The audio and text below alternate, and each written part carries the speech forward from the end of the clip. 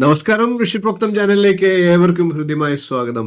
ഇന്ന് നമുക്ക് ശുക്രന്റെ രാശിമാറ്റം പ്രതിപാദിക്കാം. ശുക്രന്റെ രാശിമാറ്റം ഓരോ നക്ഷത്രക്കൂറുകാർക്കും ചെയ്യുന്ന ഫലങ്ങളെയാണ് ഇന്നത്തെ വീഡിയോയിലൂടെ പ്രതിപാദിക്കുന്നത്. നമുക്ക് നേരിട്ട് വീഡിയോയിലേക്ക് കിടക്കാം. ചാനൽ ഇതുവരെ സബ്സ്ക്രൈബ് ചെയ്യാത്തവരാണെങ്കിൽ ഒന്ന് സബ്സ്ക്രൈബ് ചെയ്യുക എന്ന് അഭ്യർത്ഥിക്കുന്നു. നോട്ടിഫിക്കേഷൻ ഒന്ന് ഓൺ ചെയ്ത് വെക്കുക. ശുക്രന്റെ രാശിമാറ്റം ഓരോ രാശിക്കൂറുകാർക്കും എങ്ങനെ ഉണ്ടാകും എന്ന് പരിശോധിക്കാം. ശുക്രൻ ഡിസംബർ 2-ാം തീയതി രാശി മാറി മകരൻ രാശിയിലേക്ക് എത്തുകയാണ്. ഡിസംബർ 28-ാം വരെ മകരൻ രാശിയിൽ ശുക്രൻ ഉണ്ടായിരിക്കുന്നതാണ്. നമുക്ക് ആദ്യം മേടക്കൂറുകാരുടെ ശുക്രന്റെ രാശിമാറ്റ ഫലം നോക്കാം. ഇത് ശുക്രന്റെ മാത്രം രാശിമാറ്റമാണ്. മറ്റ് ഗ്രഹങ്ങളിലെയൊക്കെ ഫലങ്ങൾ നേരത്തെ അവതരിപ്പിച്ചിട്ടുണ്ട്, അതും കൂടി കാണുക. നമുക്ക് മേടക്കൂറുകാരുടെ ശുക്രന്റെ രാശിമാറ്റ ഫലം ഒന്ന് നോക്കാം.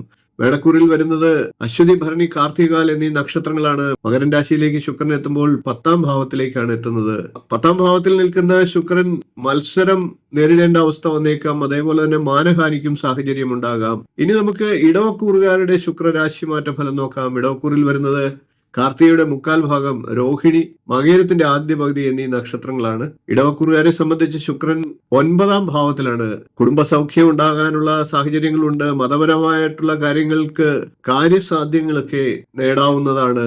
ഇനി നമുക്ക് മിഥുനക്കൂറുകാരുടെ ശുക്രന്റെ രാശിമാറ്റ ഫലം ഒന്ന് നോക്കാം. മിഥുനക്കൂറിൽ വരുന്നത് മകേരത്തിന്റെ 2-ാം പകുതി, തിരുവാതിര, പുണർദത്തിന്റെ 1/4 ഭാഗം എന്നീ നക്ഷത്രങ്ങളാണ്. മിഥുനക്കൂറുകാരെ സംബന്ധിച്ച് ശുക്രൻ 8-ാം ഭാവത്തിലാണ് എത്തുന്നത്.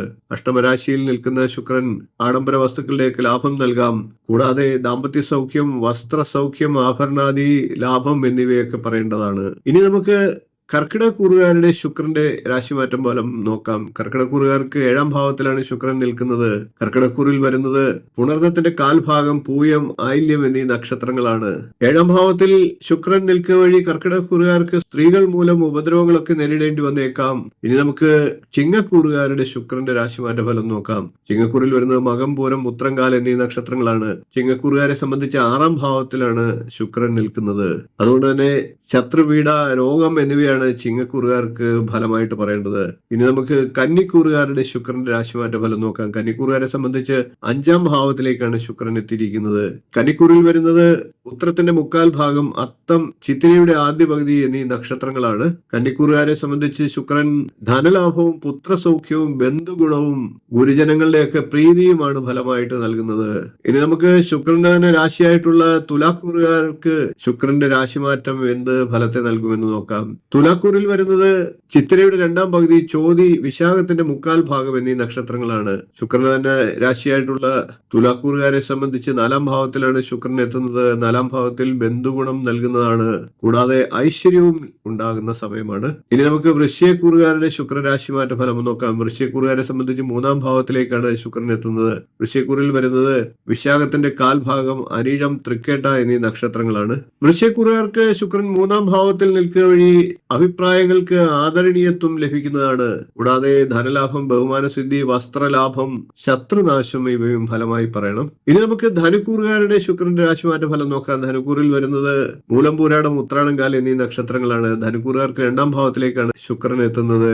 2-ാം ഭാവത്തിൽ ശുക്രൻ നിൽക്കുക വഴി ധനുക്കൂറുകാർക്ക് ധന അഭിവൃദ്ധി ഉണ്ടാകുന്നതാണ്. അലങ്കാര വസ്തുക്കളുടെയും ആഡംബര വസ്തുക്കളുടെയും ഒക്കെ ലഭ്യത, അധികാര സ്ഥാനങ്ങളിൽ നിന്നുള്ള ആനുകൂല്യം, കുടുംബ സൗഖ്യം എന്നിവയും ഫലമായിട്ട് പറയണം. ഇനി നമുക്ക് മകരക്കൂറുകാരുടെ ശുക്രരാശിമാറ്റ ഫലം നോക്കാം. മകരക്കൂറിലേക്ക് തന്നെയാണ് ശുക്രൻ എത്തുന്നത്.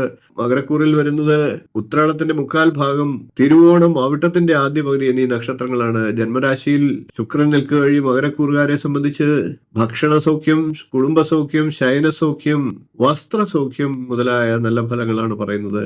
ഇനി നമുക്ക് കുംഭക്കൂറുകാരുടെ ശുക്രരാശിമാറ്റ ഫലം നോക്കാം. കുംഭക്കൂറിൽ വരുന്നത് അവിട്ടത്തിന്റെ 2-ാം പകുതി, ചതയം, പൂരിട്ടാതിയുടെ 1/4 ഭാഗം എന്നീ നക്ഷത്രങ്ങളാണ്.